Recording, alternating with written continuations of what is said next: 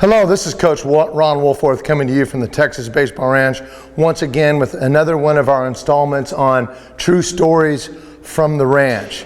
One of the stories that we get from time to time is a player that comes to the boot camp, goes home, and we hear from him a couple weeks or a month later and say, hey, my coaches were making fun of me. My teammates were making fun of me.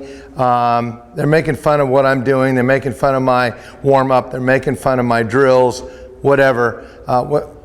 So that's a problem, right? We don't want to be made fun of. We want to get along. We want to fit in.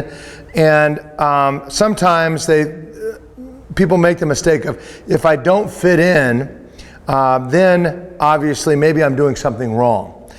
If you go back and you look at history, the people that make history don't just conform to the everyday, conventional, traditional thing out there. I remember being very young, let's say 12 or 13 years old, riding in the car with my father. Every day at 4 o'clock on AM radio came on a man by the name of Earl Nightingale, and it was called The Strangest Secret.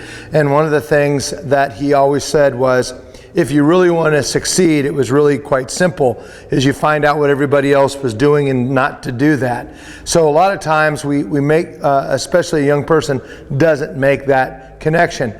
A lot of people that are really successful were told at one point what they were doing wasn't good or wasn't working or whatever. So I wanted everybody to realize that if people are making fun of you or pointing out that you're doing something unique or different, of course they are. There's a real fear factor a lot of times when you're doing something that they're not doing or they don't understand. They're going to first ridicule that out of fear or out of envy. And so it's just common, and not to take it so seriously. So the next clip that I'm going to show you kind of illustrates my point exactly, that the best in the world at different disciplines and arenas, they all have to deal with this issue. So I'm going to show you this clip, and then we'll come back and talk at the end of it.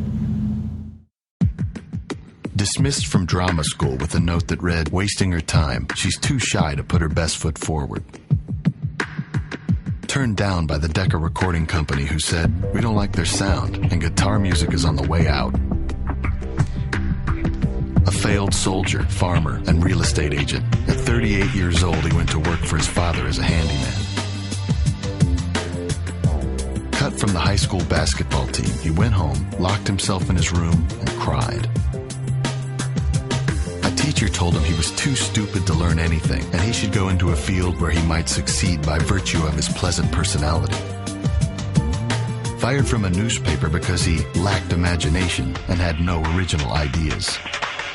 His fiancée died, he failed in business twice, he had a nervous breakdown, and he was defeated in 8 elections.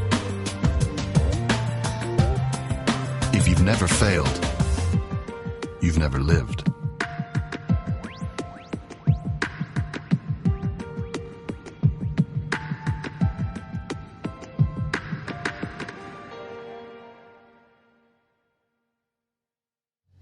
Our final thought today is this. You need to believe in yourself and your process. And that doesn't mean that you don't need to adjust your process or change it a little bit. You need to be constantly working on that. But the number one thing before anybody else believes in you is you have to believe in you. And before anybody else believes in your process, you've got to believe in your process. And the world is always going to be tearing at you. And we have a saying at the ranch here we use a lot, and that is, the world has already decided and you're not it. So the world is not really often mean. Most of the time it's just plain apathetic. It doesn't understand it. It doesn't get it. And really being an exceptional athlete or an exceptional painter or an exceptional singer means that you do the ordinary things extraordinarily well. And that means you're going to do things differently.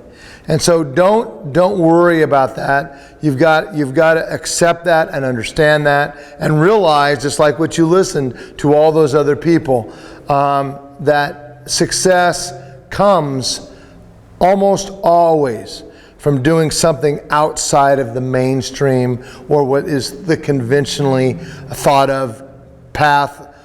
So don't worry about that.